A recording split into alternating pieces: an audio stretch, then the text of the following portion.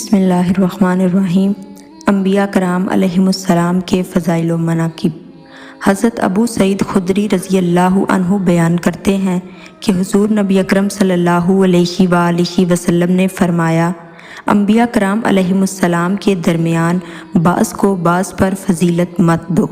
حضرت سعد رضی اللہ عنہ روایت کرتے ہیں کہ میں نے عرض کیا، یا رسول اللہ، لوگوں میں سب سے زیادہ سخت آزمائش کس کی ہوتی ہے؟ آپ صلی اللہ علیہ وآلہ وسلم نے فرمایا، انبیاء کرام علیہم السلام کی، پھر درجہ بدرجہ مقربین کی۔ آدمی کی آزمائش اس کے دین کے مطابق ہوتی ہے۔ اگر دین میں مضبوط ہو تو سخت آزمائش ہوتی ہے، اگر دین میں کمزور ہو تو حسب دین آزمائش کی جاتی ہے۔ بندے کے ساتھ یہ آزمائش ہمیشہ رہتی ہے، یہاں تک کہ وہ زمین پر اس طرح چلتا ہے کہ اس پر کوئی گناہ نہیں ہوتا۔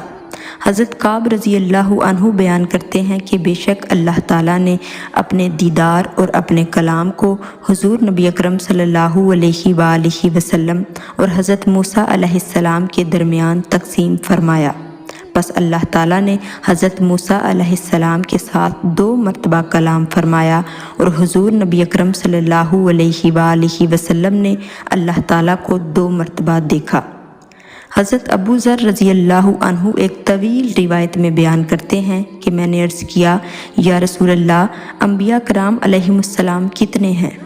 آپ صلی اللہ علیہ وآلہ وسلم نے فرمایا، 1,20,000۔ میں نے عرض کیا، ان میں سے رسول کتنے ہیں؟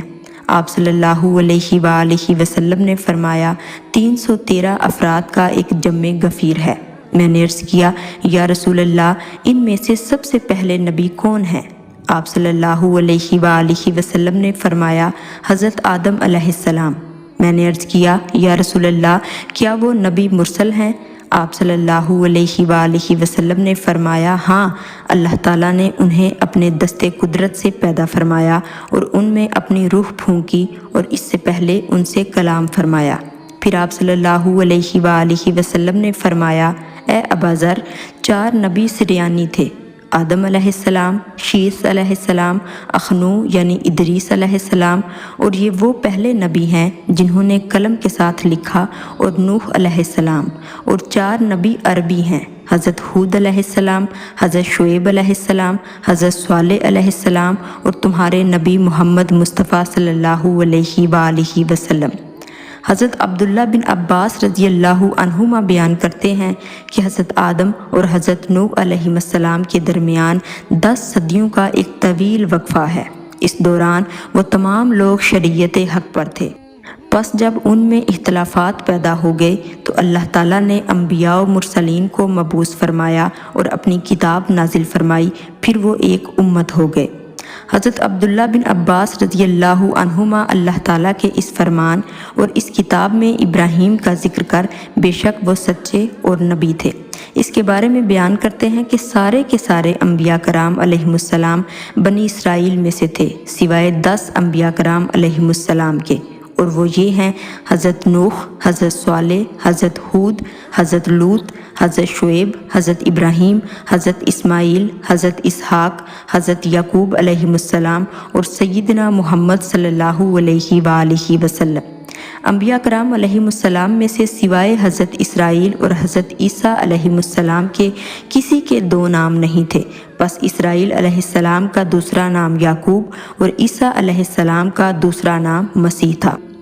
حضرت عبداللہ بن عباس رضی اللہ عنہما بیان کرتے ہیں کہ حضرت ابراہیم علیہ السلام تشریف لائے تو حضرت اسماعیل علیہ السلام کو آب زمزم کے اس پار اپنے گھر کی مرمت کرتے ہوئے پایا۔ پس حضرت ابراہیم علیہ السلام نے فرمایا، اے اسماعیل، بے شک تمہارے رب نے مجھے بیت اللہ کی تعمیر کا حکم دیا ہے۔ یہ سن کر حضرت اسماعیل علیہ السلام نے عرض کیا، آپ اپنے رب کے حکم کی اطاعت کیجیے۔